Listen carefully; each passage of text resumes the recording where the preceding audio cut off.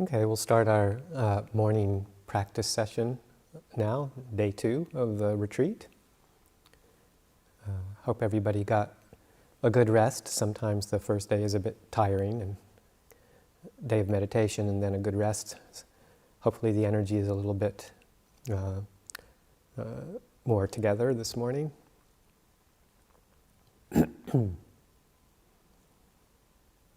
So, bit of reflection-guided meditation for this first session of the day, and just to go back to finding that nice, comfortable sitting posture in a way that gives both energy and relaxation to the body.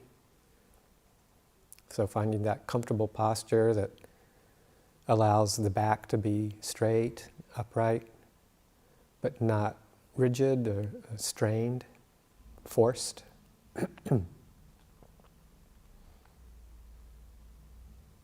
Just settling into that comfortable, alert posture.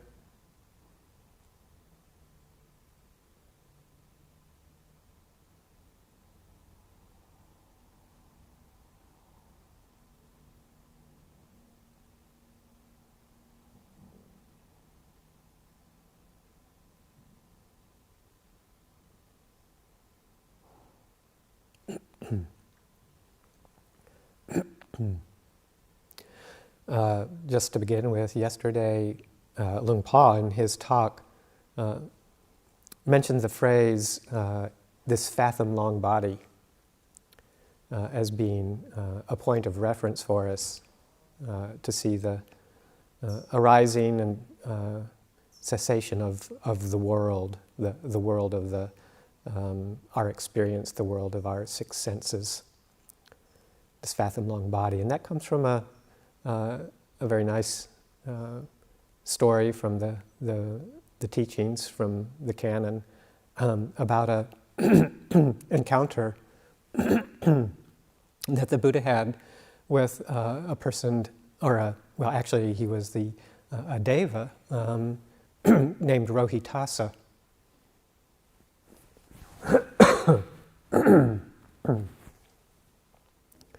And Rohitasa in a former life, excuse me, let me take some water here.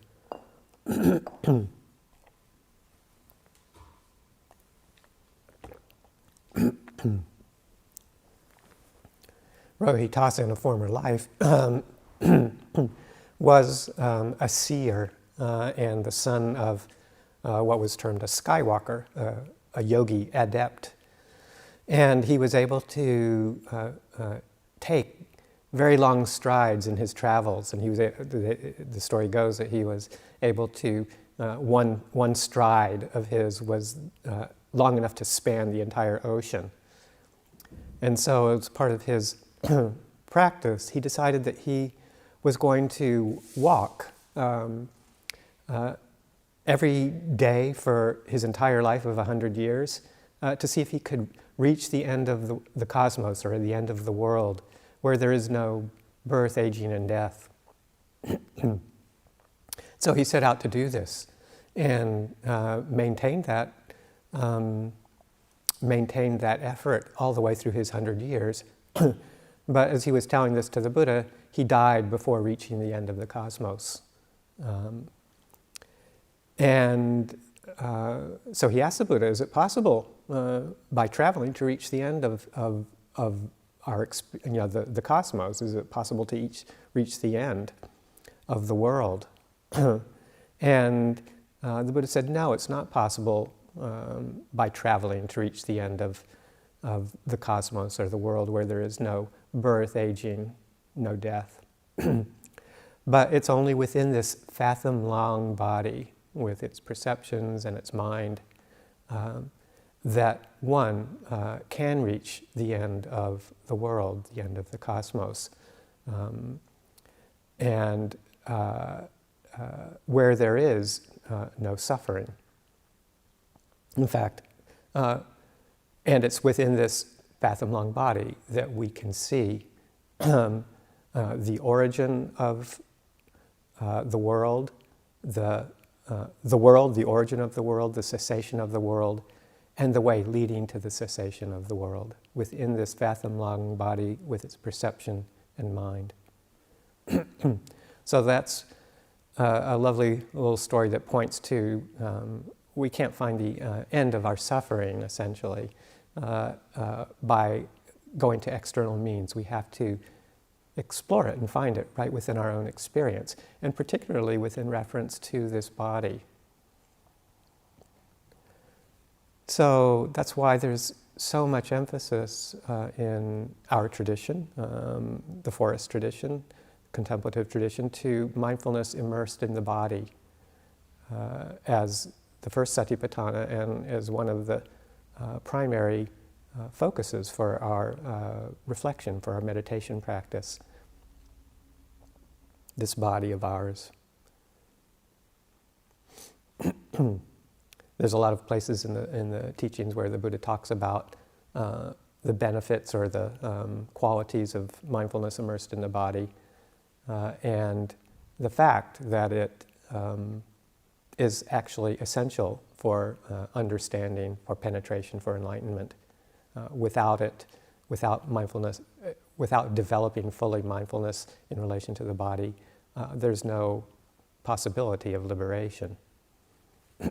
So this is where we start. This is our ground. So morning meditation, time to start really settling back into the experience and contemplation of the body. Right here, right now. The body is physical form with its mental components, and it's a place to tap into the present moment. So during this first meditation session, just see if you can settle into that experience, the full experience of being embodied, having a human body.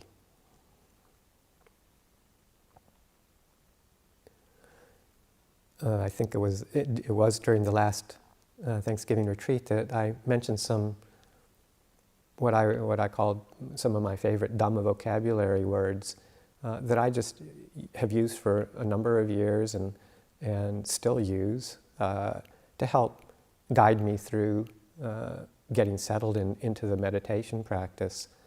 And just like to suggest a few of those to try on if you wish. Again, and of course there are words that I picked up, various teachings along the way, various teachers. The first few I credit Ajahn Sucitto with. He has used them several times in talks that I've been present for and listened to, as guides to help us get really settled into the bodily experience.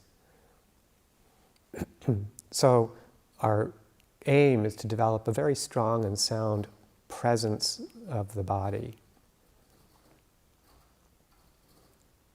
coming into presence.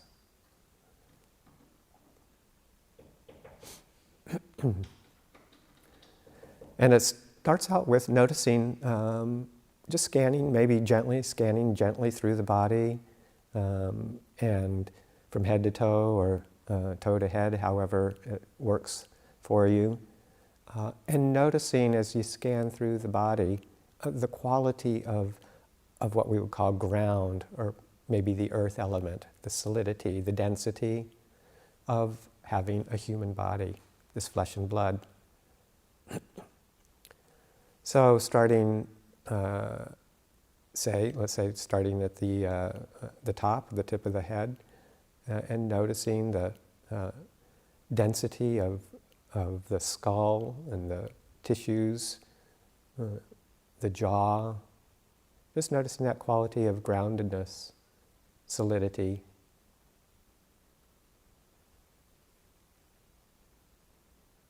Earth element. As you slowly move down, noticing that quality in the neck and shoulders.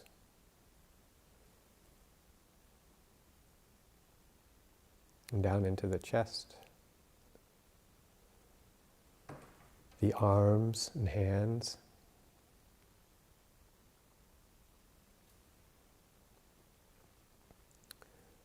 the back, down through the lower back and the front of the abdomen,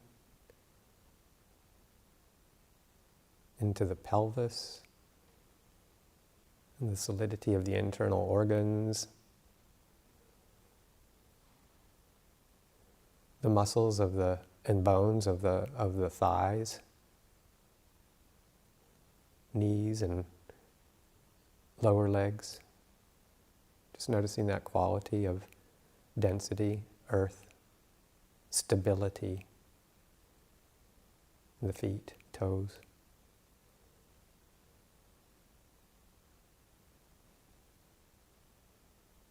Just being with that for a minute. Ground.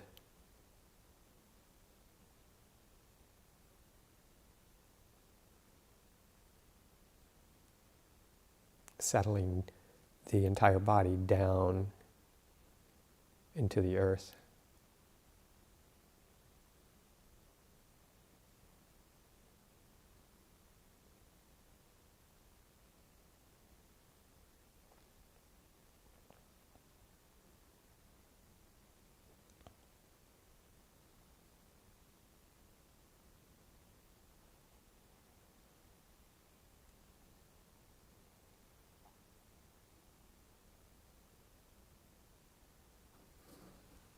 So having established that perception of ground, notice if there's any very strong grounded, maybe overly grounded areas where there's obstruction or excessive tension or rigidity. Going back up through the body again, very gently noticing, is there tightness, heaviness, tension? And if there is, allowing that to open, using the word space.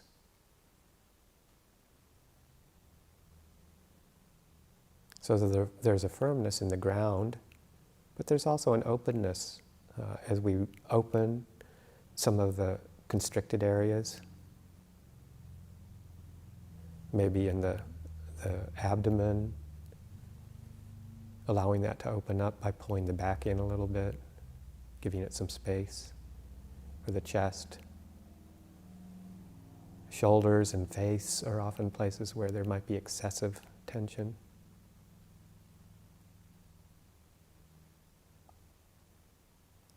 So just opening those up.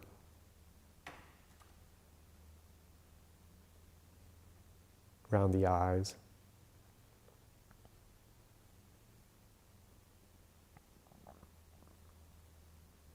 And having those two qualities side by side, ground and space, throughout the entire body.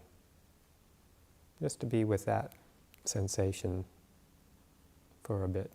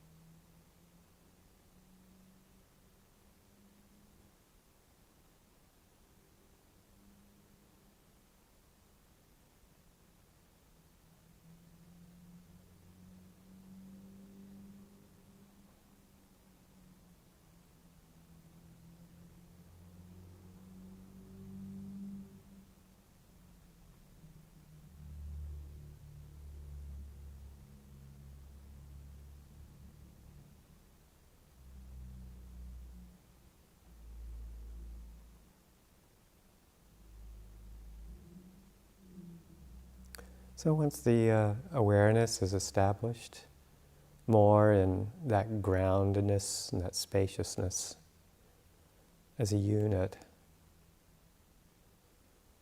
can start to explore a quality, a third quality of rhythm.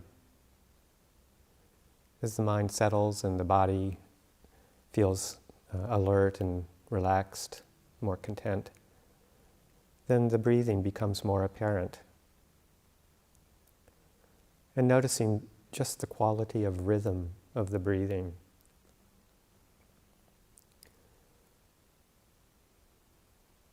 Wherever you find it comfortable to focus or to rest your attention on the breathing, let it rest there.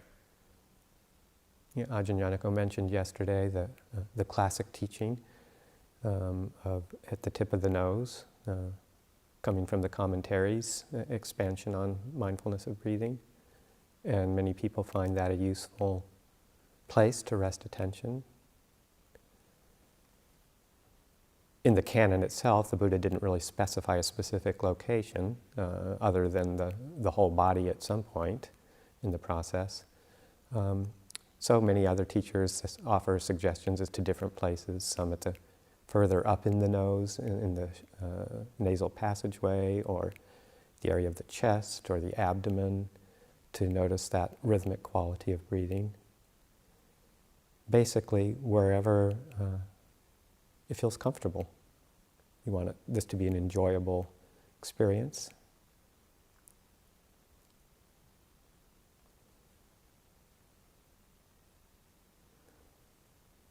Personally, I never had a lot of success, if you will, with the tip of the nose, but found more enjoyment with just staying with the whole body as a unit, the breath energy.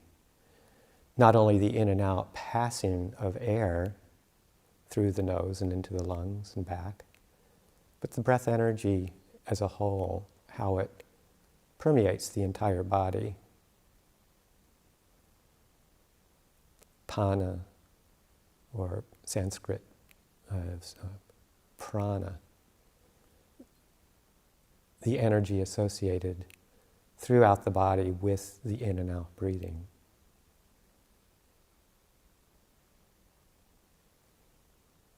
So noticing that rhythmic quality, gently in and out, or expansion of the whole body, very subtly, and contraction, swelling and subsiding.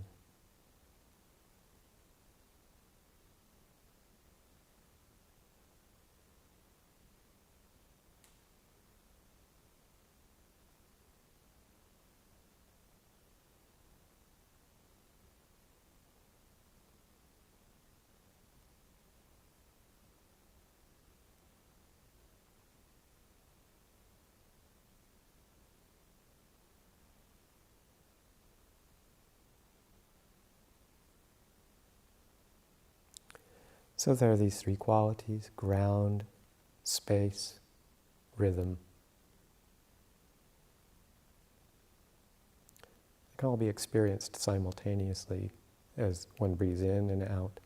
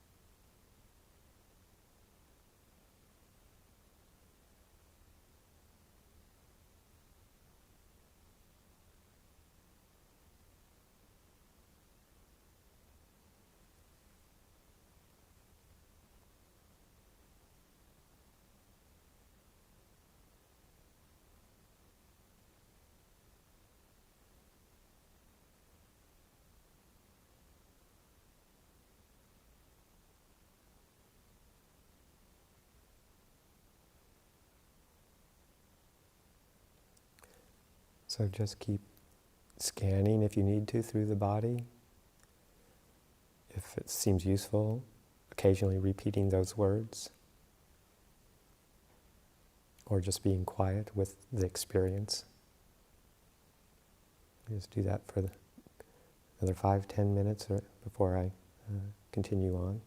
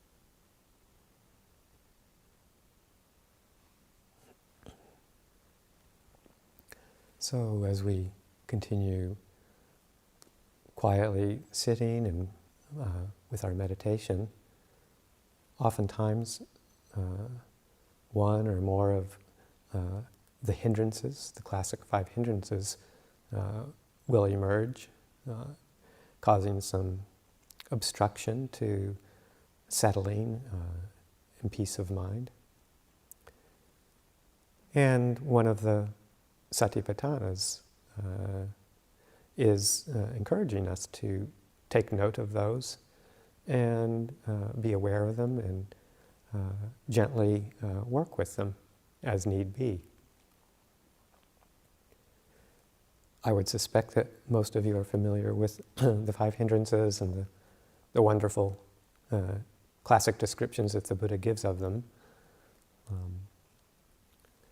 One of the ways that I like to work with them myself is considering what it would be like to experience the absence of them and the qualities, the positive qualities that one might feel when a particular hindrance or when the hindrances are absent. It's sort of a perceptual exercise. This gets back into the use of words. And as we were mentioning yesterday in the Q&A, concepts aren't the enemy, thoughts aren't the enemy, but we need to use them wisely.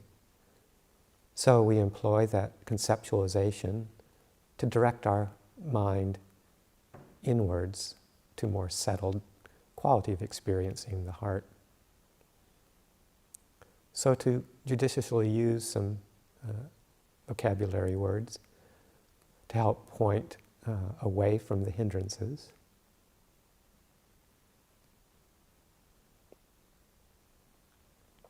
So if the first hindrance of kamacchanda, sense desire, seems to be coming up, to take note of that, but to consider what it would be like to be free of sense desire. What's the quality of the mind that might emerge when there is no sense desire present?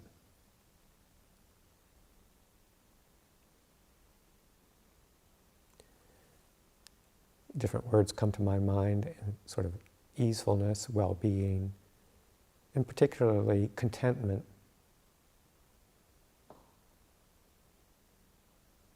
Contented with just the way things are, with what we have, not feeling a need to send the senses out to get some sort of short-term pleasure.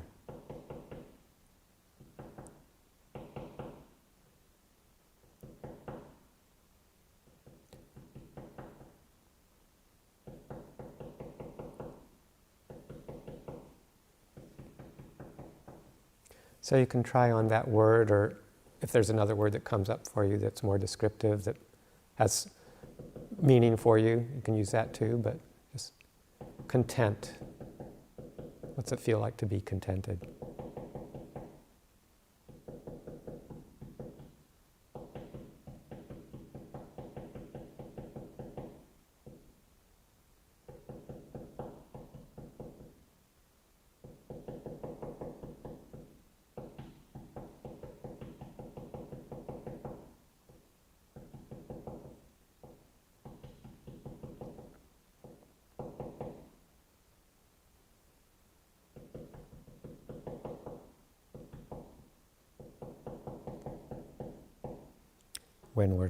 When we're not contented,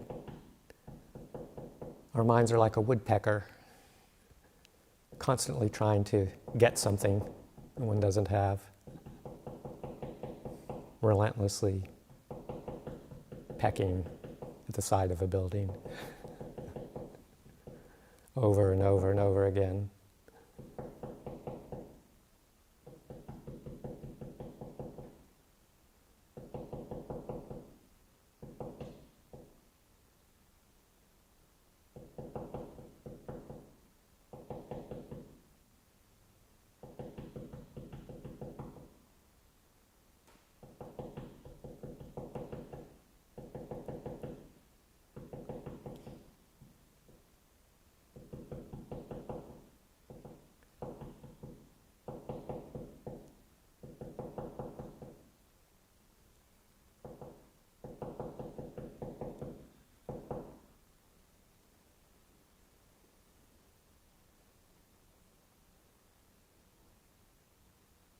and then it passes away.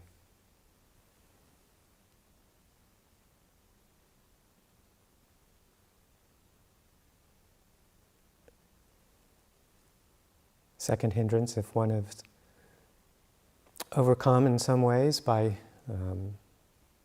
ill will or irritation or aversion, one can notice that and then see, well, ask oneself, what's it like to be free from that? What's the body, the energy, the mind feel like to be free from ill will, aversion? A sense of gentleness, warmth.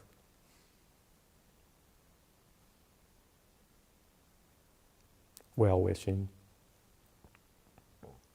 Release, expansiveness of feeling a sense of well-being for others and for ourselves.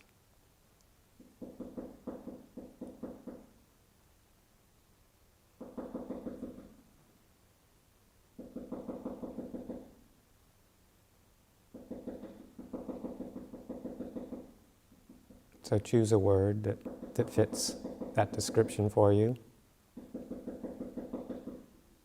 Gentle, warm.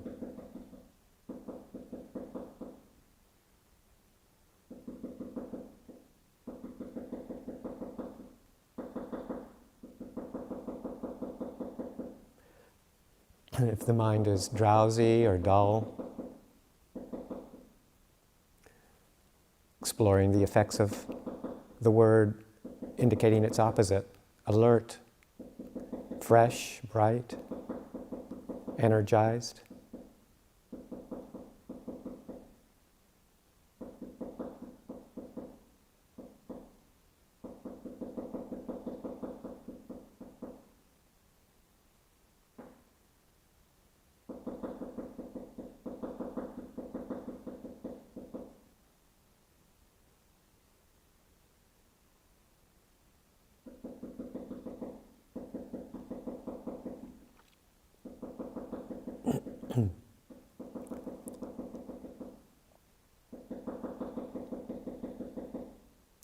Cultivating the opposite perception to restlessness,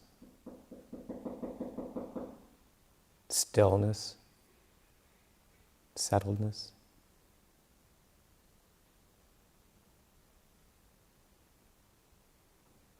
What does saying the word still do to your heart?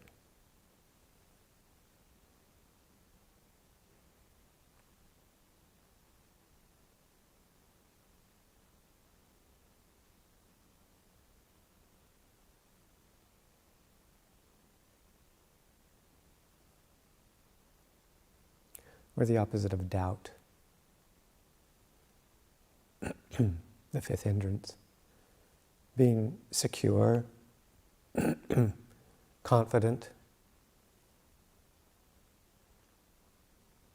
unwavering.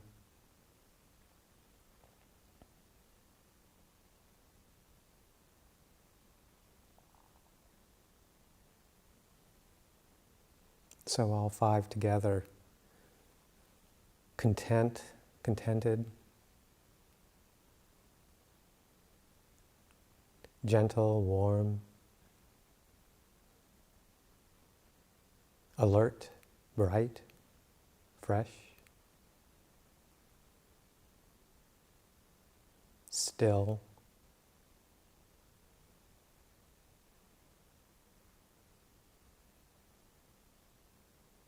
secure, confident.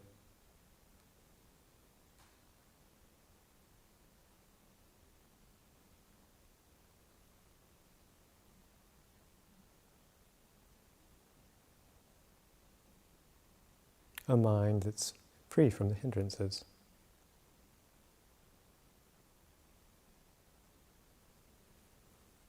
And that just naturally wants to sink into that in and out rhythm, that breathing.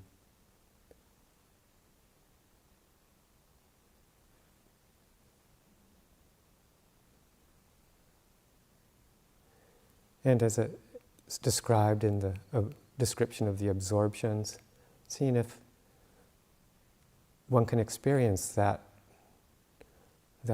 joy and pleasure that comes from seclusion or composure of the mind. Make it drench, steep, fill and pervade the entire body, this whole body, so that no part of the body is left unpervaded by that joy and pleasure that comes from being free from the hindrances and the rhythmic qualities of settling with the in and out breathing. Just that.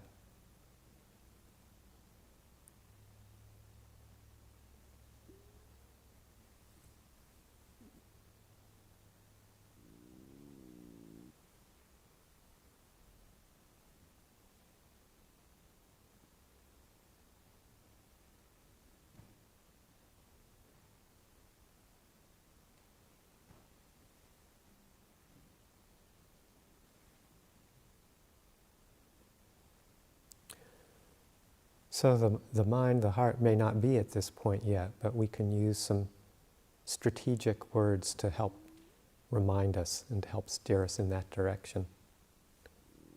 Just to give a little bit of a hint, a taste of that perception. So can experiment with that for just the duration of this period of meditation.